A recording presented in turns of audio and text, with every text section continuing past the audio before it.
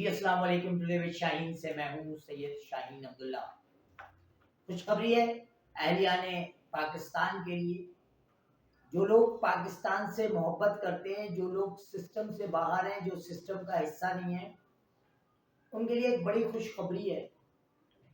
گزشتہ 20 سالوں سے ایک آواز کو مقید کر کے رکھا تھا. اس آواز کو مقید کرنے کا مقصد یہ تھا کہ کہیں 4 کروڑ عوام یکجا نہ ہو جائیں، کہیں 4 کروڑ عوام اس سسٹم کے خلاف نہ ہو جائیں، کہیں 4 کروڑ 4.5 کروڑ عوام اس حکومت سے اپنا حق نہ مانگ لیں. اس آواز پہ پابندی لاہور ہائی کورٹ میں ایک عام آدمی نے لگائی جو کہ غیر عادی غیر قانونی تھا. کوئی عام آدمی جو کہ کوئی سرکاری افسر نہیں ہے، جس سے کہ سرکار کا کوئی ریٹ کا تعلق نہیں ہے، ایک وکیل، پرائیویٹ سیکٹر میں کام کرنے والا وکیل، اس نے جا کے قائد تحریک جناب الطاف حسین، جو کہ ہزاروں نہیں، لاکھوں نہیں، کروڑوں لوگوں کی دلوں کی دھڑکن تھے، ان کی آواز پہ پابندی لگائی ایک پٹیشن دائر کر کے. پردے کے پیچھے کئی چھپے ہوئے چہرے اس کی معاونت کر رہے تھے، اور وہ پٹیشن ہو گئی اور اس پٹیشن پہ آرڈر ہو گیا، اور آرڈر کے تحت تقریر و تصاویر پہ پابندی لگا دی گئی الطاف حسین کے. دیکھیں، الطاف حسین پہ پابندی لگوانے والوں میں خود متحدہ قومی موومنٹ کے مصطفیٰ کمال صاحب سر فہرست تھے، آگے تھے، اور بڑے خوش ہوتے تھے. جبکہ میں وہ کلپ آپ کو ارسال کر سکتا ہوں جس میں مصطفیٰ کمال نے قائد تحریک کو اپنا لیڈر مانا تھا، اپنا آئیڈیل مانا تھا، اپنا روحانی باپ تسلیم کیا تھا. تو اگر اس نے باپ بدل لیا اور الطاف حسین پہ پابندی لگ گئی، پابندی لگوانے والے وکیل کے پیچھے یہ تمام لوگ کھڑے ہوئے تھے جنہوں نے اس قوم کی قیمت لگائی تھی، اس قوم کا سودا کیا تھا اپنی مراد اور اپنی عیاشیوں کے بدلے میں. وہ تمام لوگ تھے. خالد مقبول صدیقی صاحب ایک شریف النفس شریف آدمی ہے، ظاہری سی بات ہے سسٹم نے انہیں لا کر کے ان کی شرافت کی وجہ کر بیٹھا دیا. انیس احمد قائم خانی مصطفیٰ کمال کو پیٹ ٹھوک کر کے ایک ساتھ بٹھا کر کے موجودہ متحدہ کو اسٹیبلش بھی ایجنسیوں نے ہی کیا. لیکن عوام میں اس متحدہ قومی موومنٹ کی کیا حیثیت ہے کہ شاید ان کو ان کے اپنے گھروں کا ووٹ نہ ملے. بات جب قومیت کی آ جاتی ہے، بات جب زبان کی آ جاتی ہے، بات جب لسانیت کی آ جاتی ہے، تو ہر شخص سوچ سمجھ مفادات تحفظات سے بالاتر ہو کر کے اپنی زبان کی بات کرتا ہے. میں اس کی ایک واضح مثال دے دوں. اپنے علاقے میں پشتون قبائل آپس میں لڑے ہوئے ہوتے ہیں، لیکن جب کراچی آ جاتے ہیں تو زبان کی بنیاد پر ایک دوسرے کے گلے لگے ہوئے ہوتے ہیں، کندھے سے کندھا ملا کر کے ایک دوسرے کی طاقت بنے ہوتے ہیں. یہی حال سندھیوں میں ہے. سندھیوں کی قبائلی لڑائیاں چل رہی ہوتی ہیں، لیکن جب سندھ سے باہر نکلتے ہیں، کراچی میں ہوتے ہیں یا دوسرے کسی شہر میں ہوتے ہیں، تو سندھی پہلے سندھی ہوتا ہے. یہی صورتحال سوائے مہاجروں کے، سوائے اردو بولنے والوں کے علاوہ ہر ایک کے ساتھ ہے. اردو بولنے والوں کا المیہ یہ ہے کہ یہ بیسیکلی ہندوستان کے مختلف صوبوں سے آئے تھے، جن میں سے کوئی بھی صوبہ جو ہے پاکستان کے کل رقبے سے چھوٹا نہیں. تو ان کی ریسز، ان کے کلچر، ان کی زبان، ان کے تمام چیزیں آپس میں ڈفرینٹ تھی. لیکن جب آگے یہاں ایک متحدہ قومی موومنٹ یا مہاجر قومی موومنٹ کے پلیٹ فارم پہ اکٹھا ہوئے، تو وہ والا جو فرق تھا، وہ والا فرق ان کی پرسنالٹی میں آیا. اور یہی وجہ ہے کہ متحدہ قومی موومنٹ جس کو بنانے میں بہار سے تعلق رکھنے والے نوجوانوں میں بہت کلیدی کردار ادا کیا تھا. پھر کوئی لکھنؤ کا ہے، کوئی رامپور کے ہیں، کوئی کہیں کے ہیں، کوئی کہیں کے ہیں، انہوں نے اس کو توڑا. میں نام نہیں لوں گا. متحدہ کی مہاجر قومی موومنٹ کی وہ قیادت جو 89 88 90s میں تھی، وہ قیادت بیسیکلی متحدہ میں جو کلفشار پیدا ہوا وہ آفاق احمد اور سلیم شہزاد کے اندرونی اختلافات کی وجہ کر ہوا، جو حبیب بینک کے ایک برانچ مینیجر کو لنڈن پوسٹنگ پہ ہوئی تھی. اس کے بعد آفاق احمد اور عامر خان کو زونل آفس میں الطاف حسین نے بٹھا دیا کہ اب آپ کوئی معاملات نہیں دیکھیں گے، وہاں سے اختلافات بڑھتے چلے گئے. ان اختلافات کا فائدہ اس وقت کی ملٹری انٹیلیجنس کے افسران نے اٹھایا اور ان کو لاہور بھیج دیا. پھر یہ کوئی ملک سے باہر چلا گیا تھا تو اس کو واپس لائے اور حقیقی کی شکل میں لیاقت آباد پہ، پیلی کوٹھی پہ، مختلف شہروں میں انہوں نے انٹری دی جن کو آرمی کی آشیرواد دی. تو یہ تو روز اول سے ایک حقیقت ہے کہ متحدہ کو توڑنے میں ملٹری اسٹیبلشمنٹ کا بہت بڑا کردار رہا ہے. اور انہوں نے اس لیے متحدہ کو توڑا کہ متحدہ سے زیادہ پڑھی لکھی انٹلیکچوئلز کی کوئی اور جماعت نہیں تھی. اس کے بعد وقت اور حالات بہت سارے معاملات ہوئے. دیکھیں 1992 19 جون 1992 کو جو آپریشن شروع کیا گیا تھا وہ بنیادی طور پہ 74 کرمنلز کے خلاف تھا، جن میں سے 3 متحدہ کے ٹاپ لیڈرز میں سے 3 لوگ تھے، ایک سلیم شہزاد، ایک آفاق احمد، ایک عامر خان. لیکن اس آپریشن کی لسٹ کو آڑ بنا کر کے پوری قوم پہ ایک جبر اور مسلط کر دی گئی، ایک ظلم اور فسطائیت کا سلسلہ شروع کر دیا گیا. بین الاقوامی ایجنسیاں انوالو ہوئیں. ان ایجنسیوں نے الطاف حسین کا آصف نواز جنجوہ سے ایک پیچ اپ کرایا اس وقت کے سی این سی سے، جس میں it was 1992 اگست میں ایک پیچ اپ ہوا جس میں الطاف حسین پہ پابندی لگائی گئی کہ جی وہ پاکستان کی سیاست کو خیر بات کہہ دیں گے. انہوں نے ایسا کیا. جنگ اخبار میرے پاس وہ کٹنگ موجود ہے جس میں الطاف حسین نے بیان دیا کہ قوم اور ملک کی سلامتی میں سیاست کو خیر بات کہہ رہا ہوں. لیکن آپریشن نہیں رکا. وہی ان 74 افراد کی لسٹ کی آڑ میں مہاجر خاندانوں کا ستیاناش کرنا شروع کر دیا، ان کا مسکر کرنا شروع کر دیا، اٹھا کے غائب کرنا شروع کر دیا. 35 40 نوجوانوں کو لے جا کر کے مرگلا کے پہاڑوں پہ پھینک دیا گیا زندہ.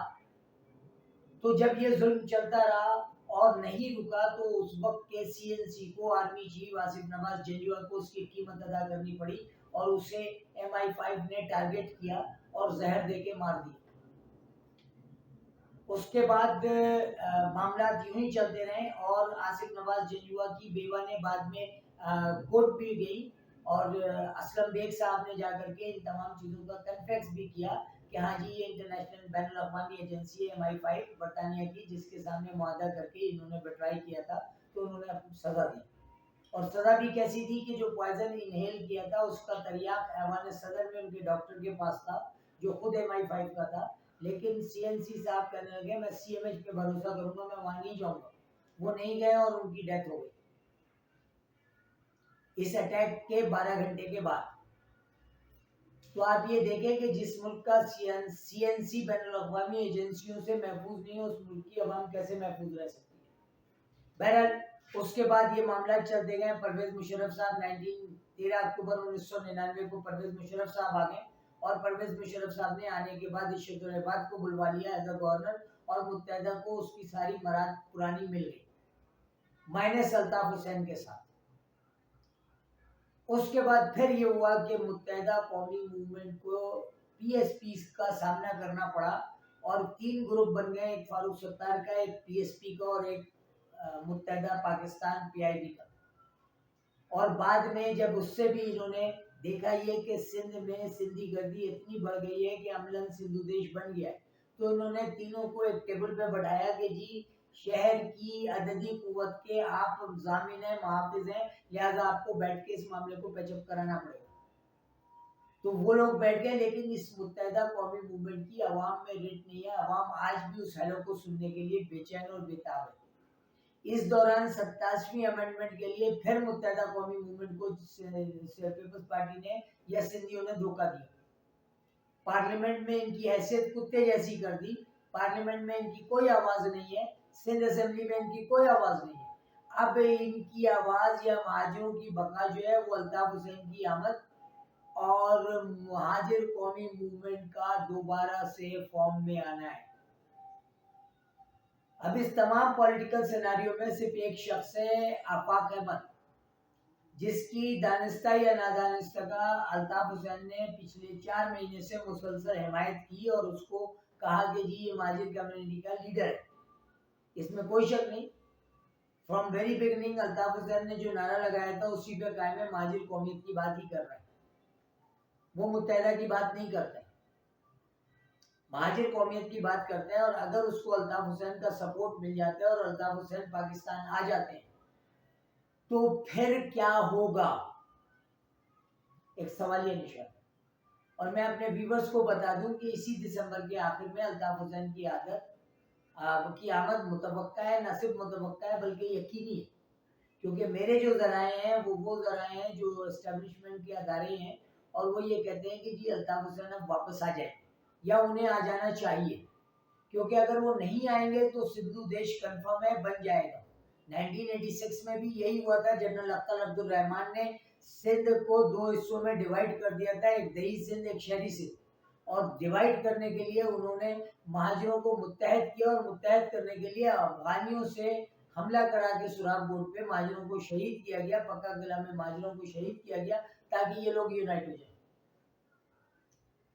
اور جب یہ لوگ یونائٹ ہو گئے، مہاجر قومی موومنٹ بن گئی، اللہ نے سارا عروج دیا، تو پھر اپرچونسٹ یا وہ لوگ جو تھالی کے بینگن ہیں وہ لوگ اس میں گھستے چلے گئے، اور ایک وقت ایسا ہو گیا، چونکہ نظریہ دیکھیں، ہمیشہ ایک بات کو یاد رکھیں، جو بھی انقلابی تحریک ہوتی ہے وہ نظریے پہ چلتی ہے۔ ایم کیو ایم ایک انقلابی تحریک تھی جو ایک نظریے پہ تھی، اور نظریہ الطاف حسین نے دیا تھا، اس کا امین الطاف حسین تھا۔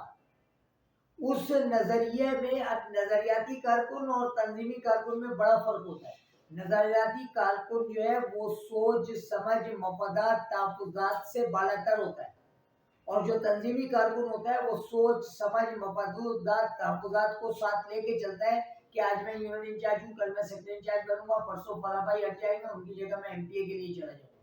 جبکہ جو انقلابی تحریکوں کا کارکن ہوتا ہے، جس کی دنیا میں مثالیں بڑی پڑی ہیں، موسولینی، ہٹلر، اگر اس نے کہا اپنے سپاہی کو بلا کے کہ لیفٹ رائٹ کرو، مارچ کرو، تو منڈیر ختم ہو گئی، سپاہی نیچے گرد کے چلا گیا اور اس کی مارچ ختم نہیں ہوئی۔ بالکل ویسے ہی جیسے کہ الطاف حسین صاحب نے اپیل کی کہ تمام لوگ اپنے سڑکوں کو، اپنے محلوں کو، اپنے گھروں کو صاف کریں گے، وہ سی ایس پی افسران کیا، مجسٹریٹ کیا، جج کیا، میں نے خود اپنی آنکھوں سے وائس چانسلر جامعہ کراچی ڈاکٹر پرویز صدیق، ڈاکٹر پیرزادہ رضا قاسم کو گلی کی جھاڑو دیتے ہوئے دیکھا، چونکہ وہ انتہائی اہمیت کے حامل تحریک سے وابستہ لوگ تھے۔ تو تحریک سوچ سمجھ مفادات تحفظات کا سے بالاتر ہوتی ہے۔ جب تحریک کو آپ نے تنظیم میں ڈھانچا تو یقیناً تحریکی ذہن کے لوگ پیچھے چلے گئے، پھر وقت اور حالات نے الطاف حسین کو اس تنظیم سے باہر کر دیا، پھر وہ تحریک کے رہنما ہو کر کے آگے۔ اب تحریکی ذہن کے جتنے مہاجر کوز کے کام کرنے والے لوگ ہیں وہ الطاف حسین کے پیچھے، الطاف حسین کے ساتھ ہے، اور شاید اگلے مہینے کی 17 تاریخ کو الطاف حسین کی آمد پاکستان ہو رہی ہے۔ اور یہ اس لیے بھی ضروری ہے کہ 27ویں امینڈمنٹ کے ذریعے قانون سے، پولیس سے تو تحفظ دلا دیا گیا ہے، لیکن عوام کسی 27ویں امینڈمنٹ کے تحت پتھروں سے مار کے سنسار کرنے سے باز نہیں آئے گی، یقیناً باز کر دے گی، اور وہی کیس بنے گا بلبے کا۔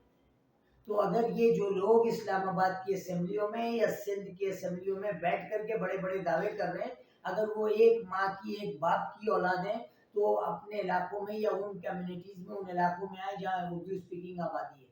ان کی شکلیں نفرت زدہ ہو گئی ہیں، اس میں متحدہ کے بھی کچھ لیڈران ہیں، ان کی شکلیں نفرت زدہ ہو گئی ہیں، عوام جانتی ہے انہیں اچھی طرح سے کہ یہ چندی چور، یہ بغیرت پولیٹیشنز کس حیثیت، کس عزت کے متقاضی ہیں، یا ان کو کون سی عزت دی جائے۔ میں ہمیشہ کی طرح اس دعا کے ساتھ اپنا پروگرام ختم کروں گا کہ یا اللہ ان ساری